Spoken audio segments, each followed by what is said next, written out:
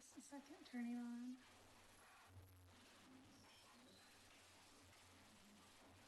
Of course, it never works when you need it to. Oh, here it is. It's coming.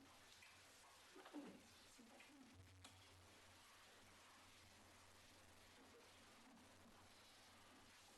think we usually kill that row of lights up there. Oh, yeah. Okay. Okay, just one second. Mood lighting, yes. Okay, Chair Bissinger, I'm ready. Okay, we'll call this meeting to order. It's 7 p.m. on the button. Are there any public comments? I don't have any comment cards here yet. Actually, I have some for the hearings tonight. Okay. And if you are wishing to speak tonight, feel free to grab a public comment card in the back and you can fill it out and give it to me, including applicants. The first action item on the agenda then is Preservation Grant PC 18-046 at 810 JQ Adams Street. And I think I'll first ask board members if you've visited the site. Actually, for a grant, I don't think you need to do that. Not for a grant. Yeah. We don't need that for a grant. Well, why don't we go straight to a staff report then? Great, thank you, Chair Basinger. This is a preservation grant for a house at 810 JQ Adams. And this is a little bit of a unique one, so I'm going to walk it through a little bit and kind of ask the board if this is something that they envisioned when they created the grant process. And so when the applicant came to staff, we thought it was compelling, but not an automatic approval. And so we wanted to walk it through with the board and see if you agreed, or if you did not agree, at least give kind of findings to staff. So if something like this came up again, we'd have clear direction. But we thought it was compelling enough that it was worth it to bring it up to the board for discussion. So the applicant owns 810 JQ Adams. If you notice here, the porch is very flat and does not pitch away from the house. And so the previous person who worked on the porch, the owner is realizing there's a lot of pooling water. And when he looked at the cost of repairing that, it was quite substantial. And so his contractor did recommend at a minimum, we could replace the boards and provide a 1/8 inch gap between the boards to allow water to flow through, and which would stop the ponding and potential the long-term water damage back onto the historic house. And so on a staff level, probably would support that if there was not a grant. And so the question is this something that is eligible for the grant? And on a staff level, I mean, you can kind of look at it two ways. One, that, that the applicant has a porch that was built incorrectly and is having, could potentially have a long-term adverse impact to the historic house because of ponding for water, and this resolves it. Or this is an unfortunate situation, but really not the intent of the grant program to propose a porch that would not be constructed normally through the grant program. So I think both are reasonable answers. I think in the long run, this house has been substantially improved, and it would be also a shame to have this as a long-standing situation because the cost of replacing it was, not feasible in the near term. So I have the conditions of approval are your standards. The recommend spacing no more than 1/8 of an inch, and that the work is done before August 30th. This is the last grant of this fiscal year, and we'll have $5,000 available at July 1 of 2018 for the next fiscal year. So I'm available to answer questions, and we can bring the applicant up if they want to. If the applicant's present, come on up and have a seat. Bring that back to that picture. And for the benefit of the viewers at home, state your name. Sure. Jacob Tenney. Okay. What would you like to tell us? What would I like to tell you? I just got really nervous. First of all, I've never been to a city meeting before, but this is my first home. My wife and I absolutely love it. We love the historical significance of it. We love the character and charm.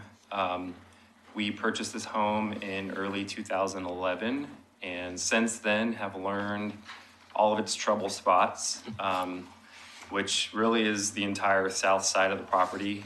It gets hit with the weather all year long, and obviously particularly when it rains. So this porch that you're looking at in the photo is covered, but the water comes in at such an angle that it really falls all the way into right in front of the front door. We, over the past 3 to 4 years, have invested about $15,000 in water damage repair, combination of the porch and the south side of our wall needing to be entirely rebuilt due to water damage. We restored it to the historical specifications, including custom milled siding to be the proper width. And, this house has it's needed some love and care. So I learned of this grant recently. We're really at kind of the last stage of fixing some of the trouble spots, and I would appreciate the assistance. Just so I'm clear on this, the water damage that you're repairing is not directly related to the lack of drainage on the porch? This repair that I'm requesting the grant for Well, I understand that, but I mean the other damage.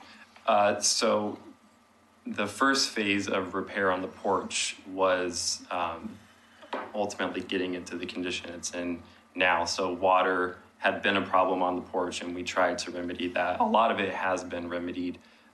If you look in the photo, the furthest away column is one of the main supports of the porch, and that had completely rotted through at the base due to standing water issues. And I believe that's a historic post. And so we found a contractor that was able to patch that for us.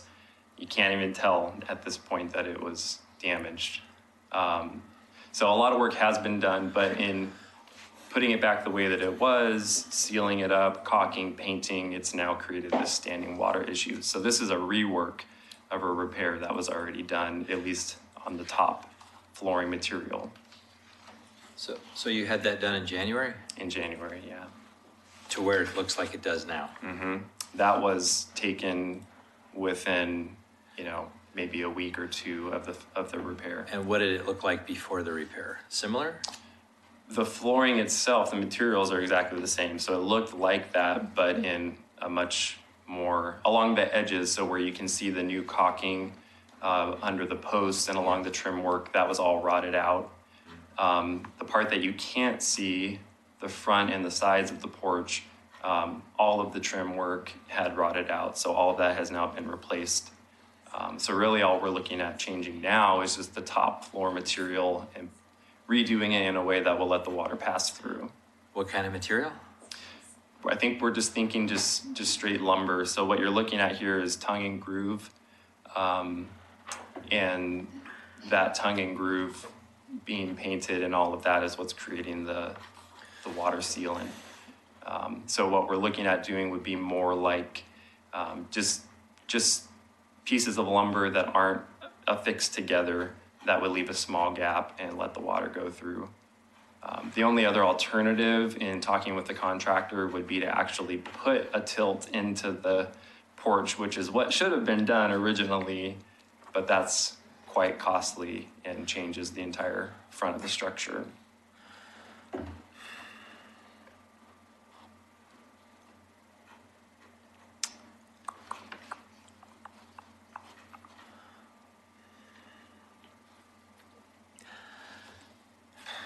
You did not receive any previous funding, right, for the work done to date? No. So there's two trains of thought.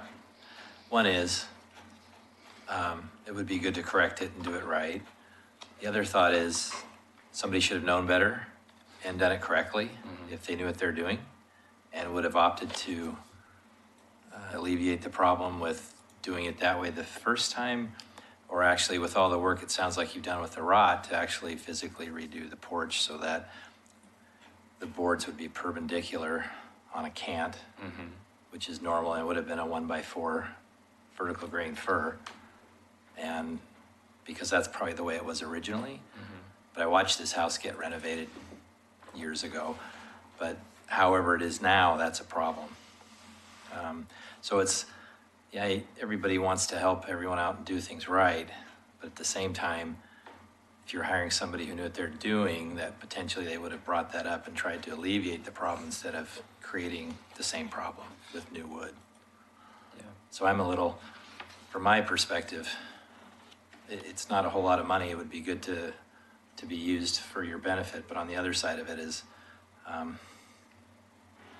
you know, is it the city that should be helping you out for something that was potentially, I'm not going to say done completely wrong, but so that's the two thoughts I have. Yeah. I may be alone in that, but My thought was that the intent of the grant, I think it's essentially the same thing that staff said. The intention of the grant is to encourage people to make the necessary, do the necessary work to make the historical structures last. But at the same time, it's not intended to be a kind of an insurance policy against work that wasn't done right. But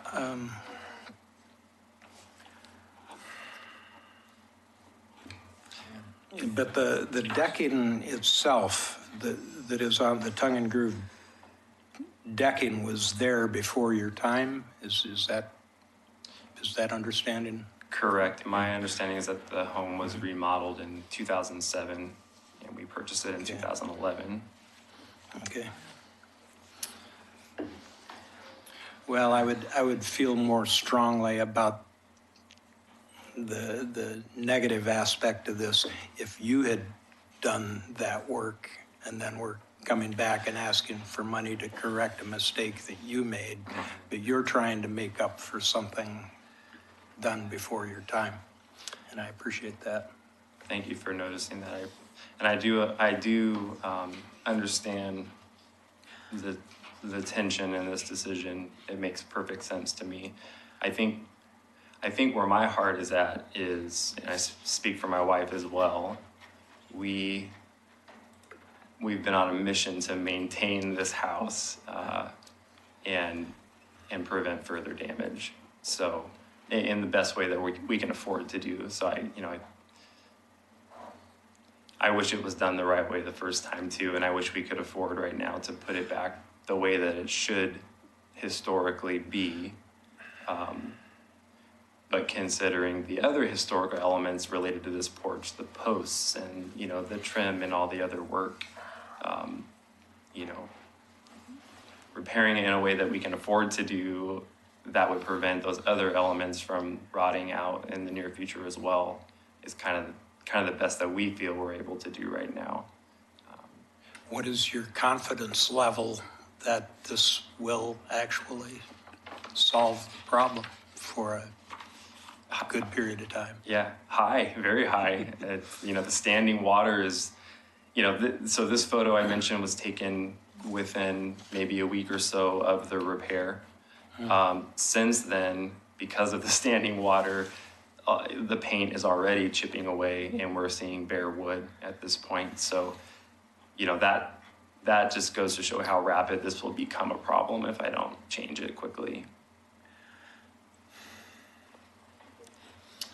Christina, could you remind me of where we're at in the timeline and where we're at with funding, what we've already Sure. allocated? So the board gets $5,000 a year. Really, it's $10,000 for biennium, but generally we've kept the $5,000 per year. Starting, so this is the last of the grant. So at this, it'd be 4,700 and something. This is a 700 and something grant. So really no new additional money other than the 200 and change that is left. Will be available till July 1. Oh. So if this is denied, then there is $1,000 left till July 1. If this is given, then there's about 200 and something. That'll just be added Sure. to the pot for next year. starting July 1. If I could add one more thing to more or less complicate the decision here, I know the staff has recommended 1/8 of an inch gap between the boards that we're planning on doing. Since I spoke with Kelly Reed about that, and I told her that I wanted to keep it to about 1/8 of an inch, it's been brought to my attention that wood likely will expand more than that. You probably know that. So 1/8 of an inch now, when the weather warms up, could expand up to 1/4 inch or maybe even more and have a new problem on our hands. So It wouldn't be a problem. It'll shrink and expand because that's what it does. yeah, But, I mean, shoot, you could even take a saw and rip through those joints just to alleviate the water if you had to. But, yeah. Yeah, with 1/8, that's like a 16-penny nail. It'll swell up in the winter and shrink up in the summer. Yeah. It's a conundrum. Well, Thoughts? The thought that I had, actually, you brought up, so I agree with your comments regarding, did you say there's $1,000 left right now? okay.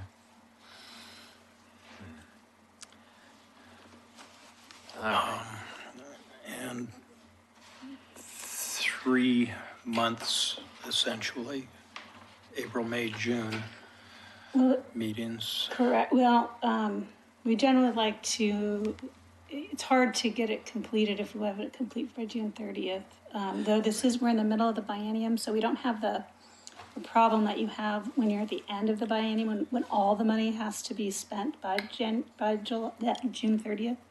So this application could be, or another one could be, pushed for the completion date into the end of the summer and still be okay. Sure. Well,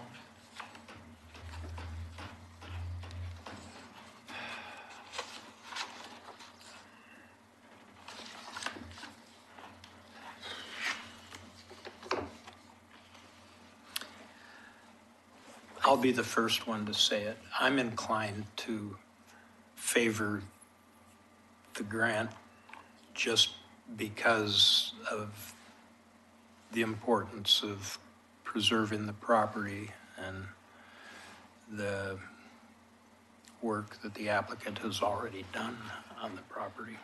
I think that's where I'm at. You guys have tried to do what you can to keep it up. I would also shake a stick at your contractor a little bit too. I've had that conversation. Yeah, you should know better. Well, I would move to approve grant 18-46, or preservation grant 1801, preservation grant 810, JQ Adams Street, rebuild a portion of the front porch and modify the project to improve water drainage. Do we have a second? Second. All right. Ray Stobie, Yes. Ken Basinger, Yes. John McLaughlin, Aye. Grant Blythe. Aye. Motion carries. So you can work with me. I have a sign for you to put up Okay. while you're doing the work, and then you will contact me when you're ready for final, and I'll go out and inspect it. And once you've paid the contractor and I get the paid receipt, we turn it into our finance, and it takes about 2 weeks to cut the check. Okay. Sounds good. How do I get your contact information? I can give you my card. Great. Thank you. I appreciate it.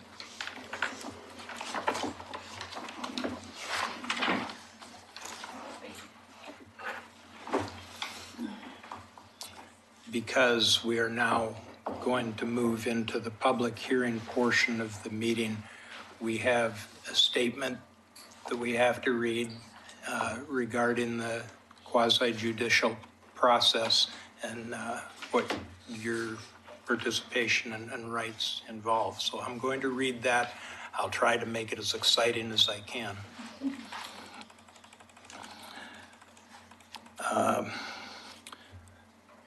Two public hearings on land use applications are scheduled tonight. A staff report has been prepared for each application and has been made available to the public 7 days before the first public hearing. The staff report identifies the approval criteria that apply for each applicant's proposals. Staff has analyzed the criteria which are contained in the staff report. The quasi-judicial hearing procedure that the commission will follow is set out in state law and the Oregon City Municipal Code. The hearing procedure steps are shown on the chart over on the wall there, in case you need to refer back to it. Anyone wishing to speak should fill out a speaker's card, which are available on the back desk, and give it to the planning staff before the hearing. Speakers will proceed in the order in which their cards are received. You should fill out your address on the card so the city will notify you of its final decision. For the public record, please begin all testimony by stating your name. Testimony and evidence should be directed toward the applicable approval criteria. If you believe other criteria apply in addition to those addressed in the staff report, identify and discuss those criteria and explain how and why you believe they apply to the application under consideration. A person may submit any written material while the public record is open on each application. Any written materials received by the city staff during the time period in which the record is open will be placed in the record. Written materials submitted during the public hearing must be presented to the city staff in order to become part of the record. If a person intends for PowerPoint presentations, oversized poster boards, reports, pictures, or other exhibits used in their oral testimony to be placed in the public record, copies must be submitted to the city staff while the record is open. If they are not given to staff, they will not be included in the public record. Any person wishing a continuance to present additional evidence and testimony or to keep the record open to respond to new evidence must take that request before the public testimony portion of the hearing is closed. If the Historic Review Board makes a decision with which you disagree, any issue that you may wish to appeal must have been raised for consideration of the City Commission or Land Use Board of Appeals or both. Without raising the issue on the record with sufficient specificity and accompanied by statements or evidence that the city and all parties can respond, the issue will not be deemed appealable to the State Land Use Board of Appeals. In addition, the failure of an applicant to raise constitutional or other issues relating to proposed conditions of approval with sufficient specificity to allow the local government or its designee to respond to the issue precludes an action for damages in circuit court. So we now will open the public record for file number HR 18-041, which is HR-01, review of alterations to the designated structure at 710 6th Street, the First Congregational Church of Oregon City. And we'll begin with the staff report. Actually, I think we have to do who has visited the site and any conflicts or bias. We will do that. Have all the board members visited the site? Yes. Yes. They have. Conflicts of interest or ex parte contact with the applicant? No. No. Nope. All right, Okay, now it's your turn. thank you.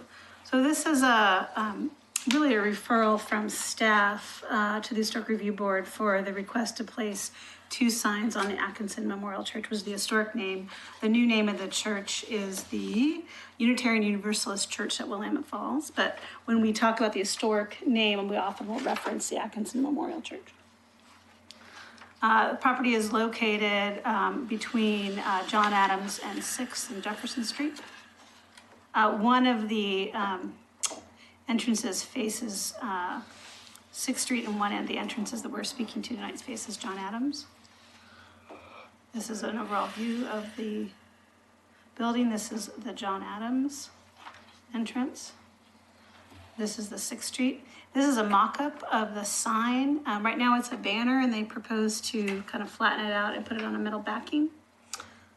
They looked at a freestanding sign, but because of previous property damage, and I'll let the applicant speak to that, they felt that having the sign attached to the building was important, and most importantly attached to the a prominent view rather than on their non-historic addition was important to them. So this shows the mock-up on the John Adams Street facade. So staff finds that the proposed placement does have a visual impacts on the appearance and spacing. I mean, they are putting on a prominent architectural, but the applicant's goal is providing a prominent location for the signs, and they feel that putting it in a secondary location wouldn't have the impact of a welcoming sign that it is.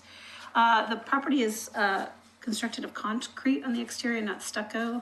So there is a condition of approval to ensure that it when and if it's ever removed, that removing it, they are make sure that that concrete is patched up and can't be seen any evidence that it was adhered to. We'll go back. As the staff level, we're normally able to approve signs on commercial properties if they are compatible.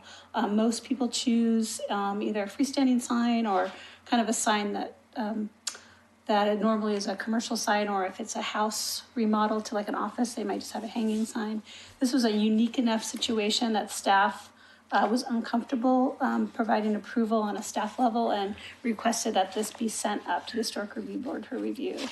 And so when the board reviews this tonight, kind of look at it in two lenses. One, is there a kind of more of a categorical policy you want to kind of come out of this review, or is this really a site-specific and context-specific review, and any other projects like this, you encourage the staff to bring it, again, for a context-sensitive analysis. So on our end, staff is kind of looking for direction, both individually or, if there's a larger policy you want to give.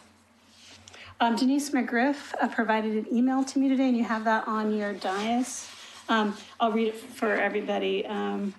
She mentioned, I understand the request, however, I'm torn by the idea of putting up anything permanent or temporary on the historic facade. The banner with the frame around it is still a banner. Perhaps the Historic Review Board can come up with some ideas for signage that could place on the addition, but not on the historic facade. I spoke with them about a small permanent freestanding sign on 6th Street, but that does not seem to meet their needs. And so this will be entered as Exhibit A into the record tonight. And I'm available to answer any questions if the board has any. Questions for staff?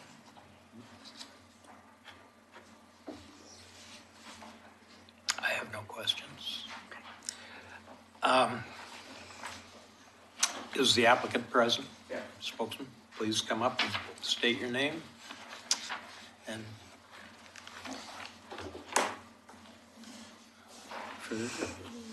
you will have 15 minutes. Great. Good evening. My name is Scott Silver, and I represent, in this matter, the Unitarian Universalist Congregation at Willamette Falls. I thank you for your consideration in this matter. I'll be very brief. We're trying to craft a solution that meets 3 criteria. One, that complies with both the letter and intent of the Oregon City sign ordinances. 2, meets our desire for additional signage over our primary Sunday entrances, these welcome signs. And 3, meets the requirements of this Historic Review Board to protect and preserve historic structures and protect and preserve the character of the neighborhood. We think our proposal, with the proper conditions placed by the Historic Review Board, will meet these 3 criteria. We look forward to working with you tonight to address your concerns, desires, and requirements. And as an aside, we're very happy with the staff findings. We worked with staff back and forth a little bit on this.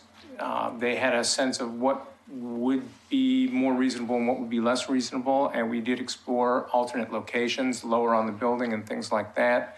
Unfortunately, in this neighborhood, sometimes we get vandalism and theft, and that's one of the reasons we put those particular signs up so high, so that they could not easily be defaced or stolen.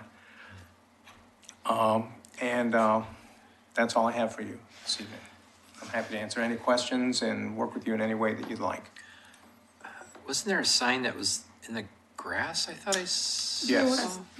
Yeah. There's a sign you can't see in this picture in the corner, at the corner of the intersection, that is a, Right there. yeah. Right there. No, that's not existing today. Yeah. That's an older picture. That's what when I looked at it. There is a newer, more modern looking, kind of churchy sign that, you know, says what the sermon of the week is or some other statement of sort and kind of the hours of operation and such. That's what's down there. Well, you'd want it to be churchy. You would think. Yeah. I think it met the goal. Are you looking for a precedent or just a? No, actually, what I'm looking for is when I think really you have two options. I mean, when you have a prominent architectural resource that is looking at putting a sign on the resource, staff really felt that it really lent itself to a hearing, to allow people to show up, to make comment, to be involved. So the board could look at this one way is A, we provide notice, we invited the public to come, we received one comment. Okay, sorry, maybe one more, yeah. These two, Well, so I had a question. Yeah. So have you had a sign down below before and it has been defaced or vandalized? The new sign that you just mentioned has already been defaced. It was defaced within weeks of us putting it up. The plexiglass on the outside was keyed pretty dramatically. We've had handicap signs that are around the corner from there in our parking lot. They're regularly removed, I think, by treasure hunters or broken, things of that nature. Yeah. Sprinklers that pop up get broken off. No, I have no problem with whatever. I'm just wondering if you put it up higher, does that give somebody more of a challenge to deface it higher up? Well, you know, that's an interesting question, and because we did it wrong the first time, we actually have some evidence at this point, right? Because we hung banners on this building, and we're not allowed to do that, and that's how we ended up here, is somebody said, hey, you can't do that. And so those banners have been up there about 8 weeks now, 7 weeks, and so far... So far, so good? So far, so good. And I was initially worried, like you've mentioned, that if you can't get to the banner, maybe you spray paint the door instead, you know, or something like that, you know. I just keep crossing my fingers. I'm the facilities guy there, and I'm the one who has to clean up these messes, so. Well, yeah. The other good news is because we did it wrong the first time, you get a better sense of what we're talking about because we actually have pictures of kind of the thing on the side of the building. Yeah. So I think that's a little bit more, it's easier to throw darts at something that you can see with an example instead of saying, well, I wonder what that would really look like. So. any other questions for the applicant? Or anything more you need to say? So I have a couple of questions. So not asking about the content specifically, but I'm seeing that it's not like a address or informational type of thing. No. Is it meant to be permanent, or do you mean to rotate what's in there? Yeah, good question. Originally, the idea was that these would be temporary, but unfortunately, our view of temporary means 1 to 2 years. Originally, when it was banners, we'd say, well, how long are they going to be up? Well, when they start falling apart and looking bad, we'll pull them down and we'll think about what the next step is. So in essence, we're actually making the signage mounting more permanent. I expect that indeed what will really happen is as things change over the years, and I'm talking 1, 2, 3 kinds of years, that it'll be removed. Maybe even the frame will be taken down for a while. We're planning to mount the frame such that it's reasonably removable because, of course, if you're going to put a new sign in it, you don't want to have a crane every time you go out there or something like that. So I can't actually predict the future, really. I can say that I expect this sign to be up 1 to 3 years, but I never know. You know. So you would classify it technically as not a permanent sign, but a sign that's rotating, a sign Originally, that's fluid. Yes, originally that was the intent. It was, and as evidenced by hanging banners, banners are inherently temporary, they don't Sure. last. You know, Yeah. and so yes, we had imagined that they would go away in some time. Got it. And then that would be that. We would be done, and who knows what next thing and how long it would be till we hung the next thing. If ever. Yeah. So, Okay. Anything else? We thank you. Thanks. And if you will have the opportunity, if there's something in the further testimony that you disagree with, you will have the opportunity to speak again. Thank you. Luisa Gagno. And I hope I said that somewhat right. Gagno. Hi, I'm Louisa Gagnu, and I live at 101 Center Street at the corner of First and Center. So I'm in the neighborhood, and I'm also a member of Willamette Falls, we call it. I love these signs. They're made to let everyone know they're welcome to come into our church and worship with us. I don't think it detracts from the building at all. In fact, I think it enhances the look of the building. That's just my viewpoint. And I'm especially interested because I live in one of the historic homes, and I'm very interested in the neighborhood and how it looks. And so that's my feeling about it. Anybody have a question, comment? Thanks. All right, we thank you. Thank you. Chair Basinger, I have 2 comments if I could. You may. Okay. So in planning, there are no temporary signs other than banners. So the applicant will be paying a sign permit, which means they can have this permanently up. Changing copy does not require a new permit, so they can take it down and put new, put new information on and put it back up again. I think if they took it down for more than a certain amount of time, they may have to pay for a new permit.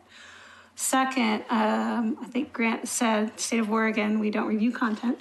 So as you look at that, you have to imagine that there's anything in that sign, and there can be anything on that sign. It's really the sign size, material, and location you're looking at tonight. Thank you for the clarification. Floyd Ruel?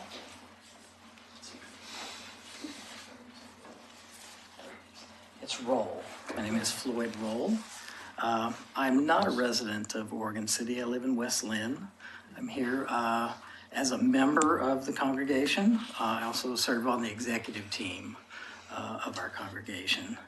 And I just wanted to say that I think Scott and Louisa have done a good job of representing our position here. These signs are a way for us to tell our values to the community and let the community know who we are and that we are a welcoming congregation, and that's their purpose. When this sign changes, eventually, if it does, I imagine there will be a similar message of expressing our values and so forth to the community, and that's its main purpose. That's all. Anybody? Thank you for your comments. Now I'm going to make a wild guess here that you don't have a rebuttal to state there. In that case, we will close the public hearing and go to deliberation. Talk this over.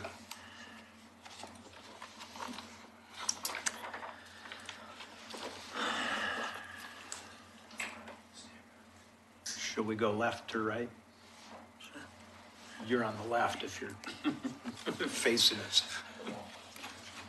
I'm not sure what the alternatives could be. I'm not up on the sign codes for Oregon City, so.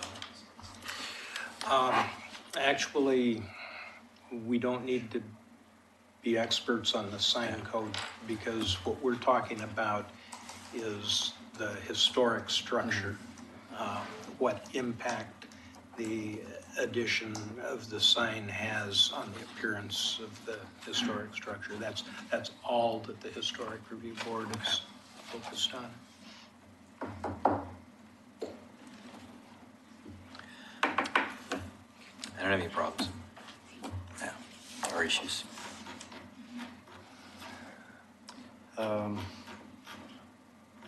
Yeah, vinyl's not my favorite material.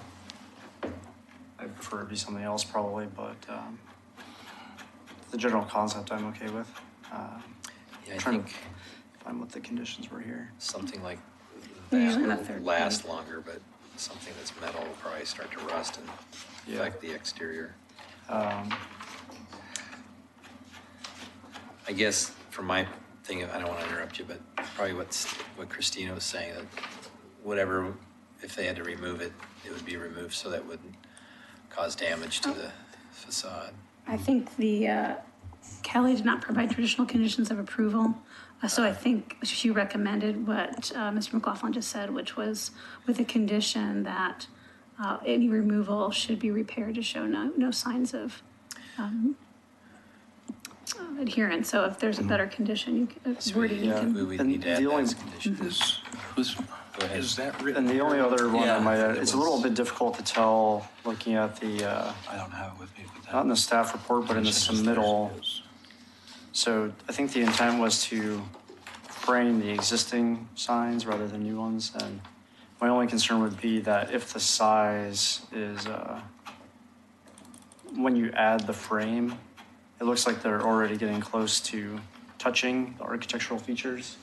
So I would maybe want to add a condition that there's 6 inches or something between 6 inches of relief from the sill of the window and the top of the arch from the frame, or something like that. Because I don't know exactly how wide the frame width will be or any of that. Can make that a condition too. Yeah.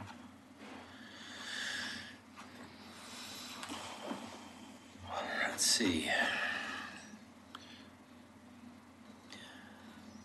I would move to approve HR 18-041, alterations to a designated structure at 710 6th Street, First Congregational Church of Oregon City, be approved with the condition that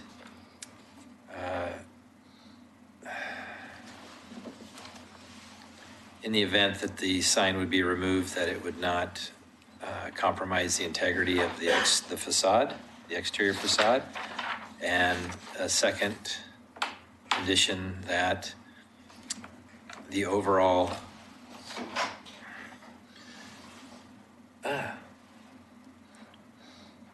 complies with it. The overall placement would be such that it would be minimum of 6 inches relief from the architectural elements of the facade window and the arch of the door. Is that right? And the condition recommended by staff. And the conditions recommended by staff. Well, I think there are none. So those are the You two. said you've got some? Yeah, Do we? no, just, Oh. that's the only one. Yeah, Yeah, so what I just said is the add-ons. Yeah. Second that. All right. Ray Stobie, Aye. John McLaughlin, Aye. Grant Blythe, Aye. Chair Basinger. Aye. Motion carries. I'll be mailing out the no decision next week with these conditions, but you can move forward with your sign permit. Yes. With that, we will reopen the public hearing and move to PC 18-042, HR 1802, review of an addition to a designated structure at 203 3rd Avenue in the Kenema National Historic District, along with demolition of an existing garage on the site and construction of a new garage and accessory dwelling unit. Have board members visited the site? Yeah. Yes. Yes. And I have as well. Does any commissioner have ex parte contacts, conflicts of interest, bias, or any other statements to declare? No. No. No. I know the applicant. I've known him for 10 or 12 years through Rotary Club, Kenema Neighborhood Association, real estate business. Consider him a friend, but I don't consider that to be a conflict of interest. And we have had no ex parte contact in regard to this application other than explaining the historic review process. Does anybody want to challenge those comments? Okay. that case, we'll move to the staff report. All right. Okay. So this is a combination of demolition, addition, and new construction. This came in front of the Historic Review Board at a design advice recently, and that design advice has been added to the record as well as that video. This is, hold on a second. Apologies, I'm getting myself.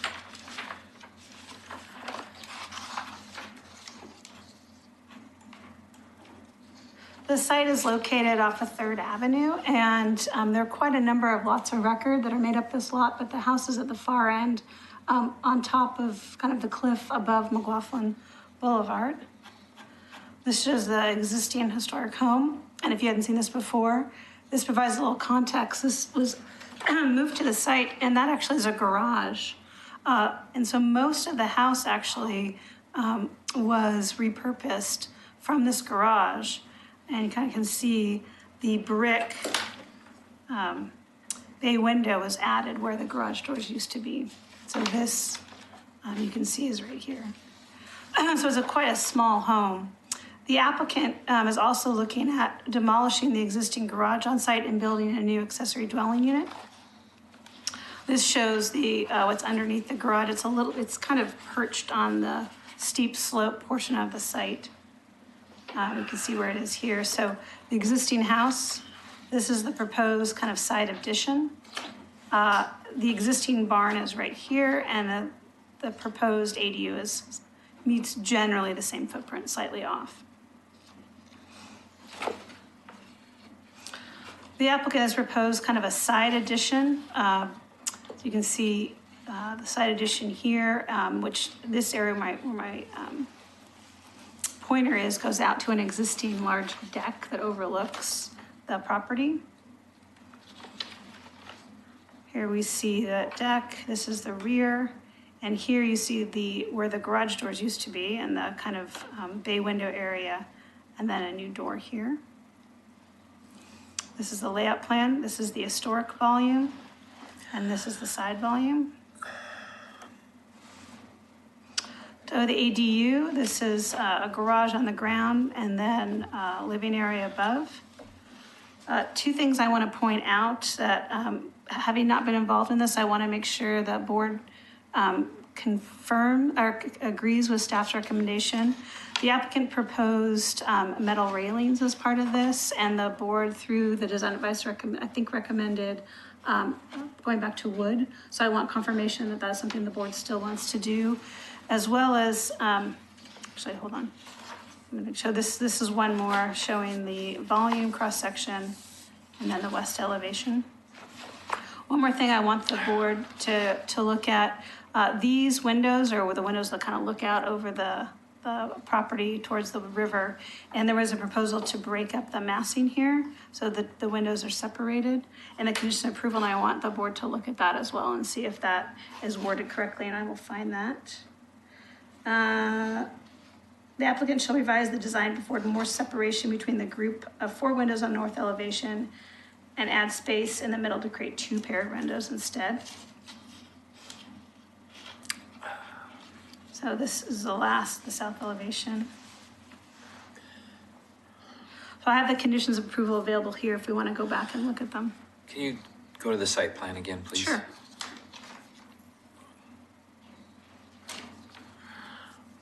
Yeah. I got a big question on that one. Okay. Oh, one more thing. The applicant's also required to go through the geologic hazard review. As always, in the Historic Review Board, it's a parallel process. And the applicant actually just submitted this week, and so they are just starting the geologic hazard review. And they do know that if anything changes in design, they will have to come back to the board for any revisions that bear out of the requirements for the geologic hazard review. Cool.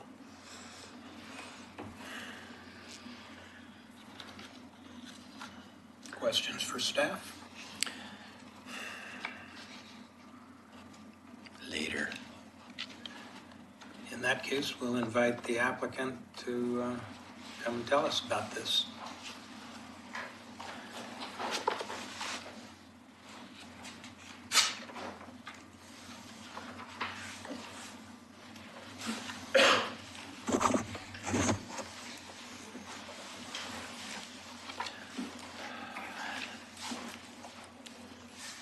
I'm Jim Riggle. I'm an applicant. Laura Rambo, an applicant. And I'm part of the architecture design. So I'm Kendra. So we bought this place about 3 years ago, just blindly stumbled into it. And when Mrs. McRae had to go to the home, there were a bunch of people that looked at it and they all went away. And we ended up with it.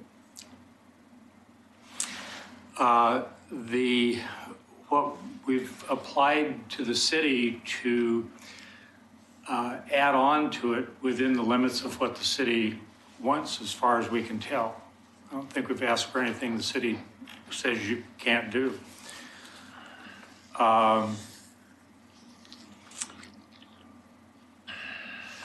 Laura and I, in the 3 years, we bought it 3 years. We've had it for 3 years now, 3 years next month. And we've had an easy 100 conversation about what in the hell to do with it once we got it. It's just an absolutely charming place. And we'd go down there and spend a weekend and go home and say, what do we do now? What changed the course of events was that we both stumbled into some real health trouble this last summer. So we said, it's now or never. And if we're going to get to live there for any time at all, we just have to forge ahead and do it. So we hired our architect to do the research with the city about what we could do and draw plans, and that's what you've seen.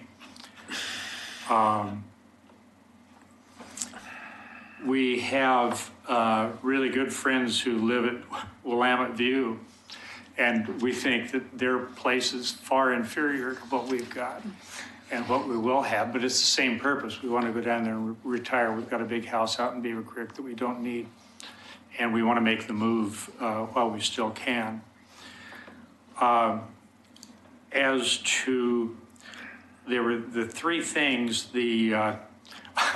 I got the contractor's bid for the sewer yesterday, $60,000. So whether they're metal handrails or wood handrails, I could care less. Just doesn't matter.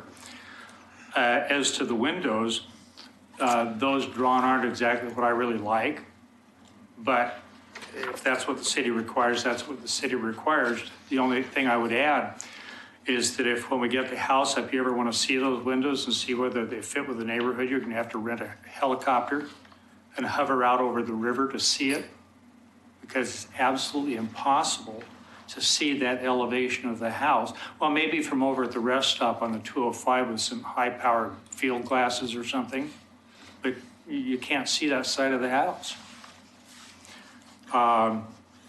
As to the barn and its removal and replacing it with an ADU, the building is clearly just simply unsafe. I mean, you could, those pictures, the vertical members don't have pier blocks under them. Somebody's been under there with a chainsaw, doing chainsaw art, calling it a foundation, and you couldn't put a car in there. The weight of a light car would probably knock the place over. So, Laura, do you have anything more? No, Okay. I don't. All right. Can I ask you a question? Is that all right? On the site plan, I mean, you answered one question, if you're getting sewer, but where it says the septic tank lids and your foundation is sitting right on top of them? I'm sorry, I couldn't quite hear. Your septic tank lids that show on the site plan. Yeah, but yeah, they're this. It's a couple of cesspools. So you have to you'll remove those. Oh yeah, I mean Okay. that's what the sewer's all about. Yeah. City won't let me build unless I put a sewer into the house. No, I was curious just the way it was positioned and trying to answer that. They got to go. And then last time you were here for design review, design consultation, I think we brought up, and staff would be able to answer this, the addition is like a foot away from the property line. Yeah, I think we there's brought that up preservation before. incentives as part of this. Let me just make sure. I think that was Yeah. brought up as well. Yeah, and so there's a preservation incentive to allow, so as Right. part of this approval, the board will be allowing the incentive to locate the addition because I believe in the staff report, it's related to the existing house. Yep. And this is the most logical and appropriate location, for addition, which then necessitates the preservation setback. The other people who might have wanted the property were probably smart to have run. You know, every time I turn around, there's some new complexion about it, about what happened in 1855 when they surveyed the place and everything was a foot off or some darn thing. I mean, it's just, Sure. it's a Rubik's Cube. Every time you turn it, some new difficult thing turns up. You know, whoever it was, Captain Jack, that was distinguished because he fell off the bluff and the train ran over him or some darn thing is the story. They just found a way to do most everything wrong. And there was a mention of the garage doors to be implemented in the ADU. I said again. The garage doors, the existing garage doors that you were going to reuse in the ADU? I don't know that I said that. I think that was one of the issues. They could be repurposed and they're good look, and that style is good looking and would look good on the ADU. But those doors would. Well, on the drawing, if we could go to the floor plan of the ADU? I don't think we had any intent to reuse the existing wooden doors. I don't think I have the floor plan, I can bring it. There should be, I think there was. There was, that is right on my here. presentation, hold on one second.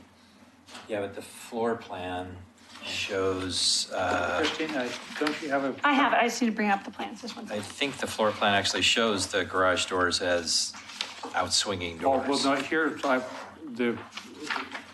got the plan and it Not the shows. elevation, the floor plan.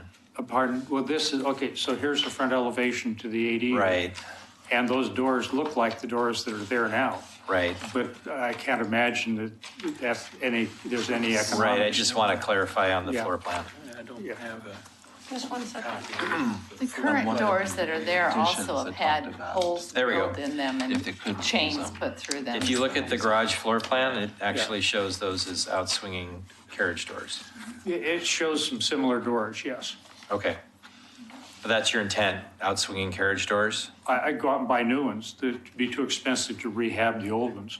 But they're Yeah, not they- an overhead door, it's a. No, I don't want overhead doors. I No, want my that wouldn't be appropriate on Yeah. that property at all. I want the ceiling space, so I want the doors to be barn doors, not. Regular carriage style Right. doors. Yes. Yeah. I think the elevation also shows that in a hatch, the triangles just show that there's. Sure, but you could also do garage doors that look just like that as well, overhead doors. So that's why I was saying, that's why I was asking, based on the floor plan, that's what you've got, that's what I read. Okay. Just checking. And on the ADU, or I guess on the ADU and on the addition, are those sliding doors or are those French doors? Where the balcony is, those look like, Those are swing doors, so the triangle that's Oh, tilted to yeah, the okay. side, that point indicates that it's a hinged door. yeah, those are French doors. Yep, okay. Do those swing in? They swing in? I would hope, This one's swinging. So they swing out. yeah. Yeah. That elevation of the ADU isn't quite like the elevation of the back of the house will be. If you were to trespass onto our property and stand on our deck, you could see that elevation of the ADU, but it would be impossible to see it from any other private property. Again, unless you're with 205 rest stop and we're looking over there with high-powered field glasses, you do can't. it all the time. can't Go Ken. Well, we'll be more careful from here on. Yeah. Okay, any other questions?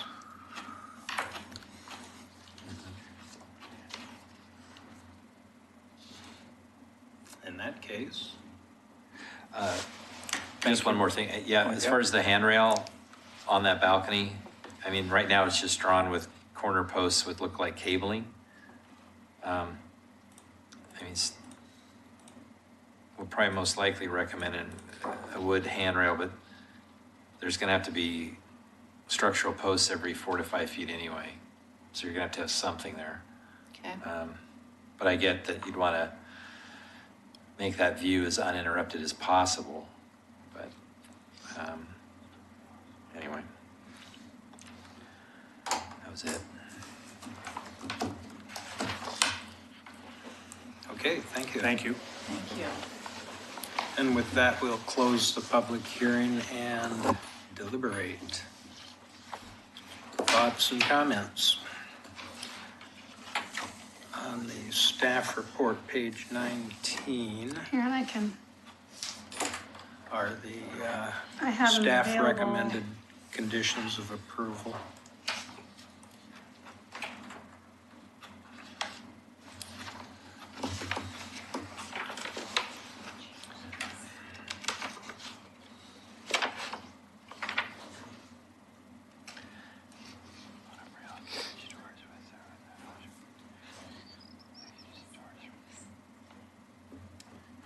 Yeah, it was number 3B, that's what I remember about carriage doors.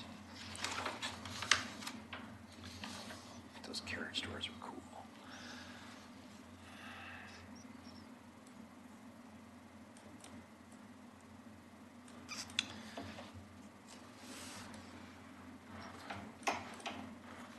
And I guess I should ask also if we're good with the 3 preservation incentives that are requested as part of the application.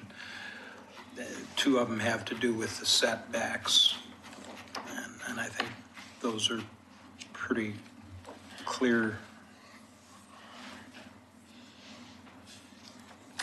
And the 3rd one has to do with the fact that the ADU actually exceeds the height of the main dwelling. And is located in front. But as staff points out, it's far enough away and the lay of the land is such that it's not going to detract from the appearance of the structure itself. So.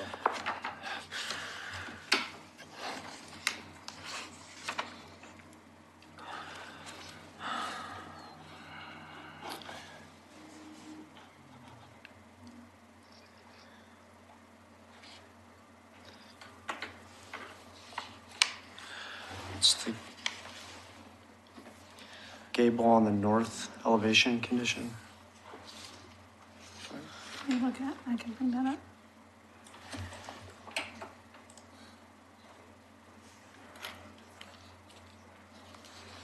That's of the, let's see, this is the home edition. Oh, the home edition, okay, sorry. Yeah, sorry. It's condition 4B, I'm wondering about. I don't remember why we, It's this window right here. These? well, it's condition 4B is to remove the gable window on the north elevation. Which is this square window. Oh, we talked about that. That's right. Having trouble recalling what our conversation was. I think it was that it wouldn't have been appropriate on a typical house of that character. Yeah. And that's what we were talking about when they had, I think, taller windows here. And we said this option was going to be better right here. But that was to be, where was that again? Condition 4B. That's correct.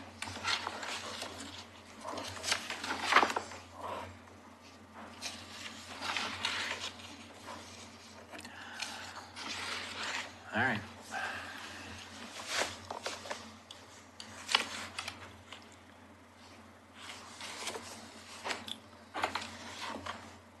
Any thoughts? I could make a motion, but I want to hog the night. Oh, go for it, John. Go 3 for 3. Well, Or the switch. where is it? I'll make a motion to approve